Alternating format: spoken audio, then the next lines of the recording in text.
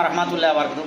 বিশেষ কাদির মাদ্রাসা এতিমখানা and education welfare ট্রাস্টের পক্ষে গত বছরে ইস্তিসকার জন্য আমরা নামাজ পড়েছিলাম ফাঁকা মাঠে, এবারও পড়বো ইনশাল্লাহ। কিন্তু দেখুন আশপাশে চাষি বাড়িতে ধান পেয়ে গেছে এবং ধান সামনের ক্যামেরা অত উজ্জ্বল দেখা যাচ্ছে না, ধান কাটছে। এই মুহূর্তে যদি আমরা পড়ি বৃষ্টি হলে তাদের ক্ষতি হবে, তো বিশেষ করে তারা যাতে ক্ষতিগ্রস্ত না হয় তাদের ধানগুলো উঠে গেলে ইনশাল্লাহ আমরা সালাতুল ইস্তিসকা পড়বো।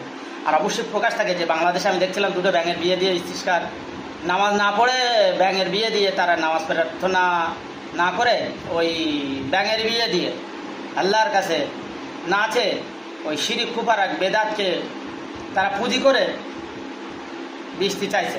অবশ্যই এগুলো করা শিরিক কুফার বেদাত ও হারাম। হ্যাঁ, দরগায় বা থানে পানি তোলাও ঠিক তদ্রুপ শিরিক কুফার বেদাত ও হারাম। আপনারা করবেন ইস্তিসকা, সালাতুল পড়ুন। তো সালাতুল ইস্তিসকা যেটা নবী সাল্লাল্লাহু আলাইহি ওয়াসাল্লাম আমাদের শিখিয়ে দিয়ে গেছে, অবশ্যই সেটা ছেড়ে যদি আপনারা এরকম শিরিক কুফার আর বেদাতের আশ্রয় নেন অবশ্যই আপনারা ক্ষতির সম্মুখীন হবে এহকাল এবং করবেন। হ্যাঁ, তুমি বলো কিছু। আসসালামু আলাইকুম ওয়া রাহমাতুল্লাহি ওয়া বারাকাতুহু। তো বন্ধুরা, আপনাদের সকলের জন্য বলতে চাই যে আপনারা বৃষ্টি বর্ষণ করার জন্য আল্লাহর কাছে প্রার্থনা করুন, আল্লাহর কাছে নামাজ পড়ুন, ইস্তিসকার নামাজ পড়ুন। কিন্তু দরগায় থানে এগুলোয় পানি তোলা থেকে আপনারা বিরত থাকুন। এগুলো হচ্ছে শিরিক কুফর এবং বেদাত, এগুলোকে আপনারা অবশ্যই পরিত্যাগ করুন। তো আল্লাহর কাছে আপনাদের জবাবদিহি করা লাগবে।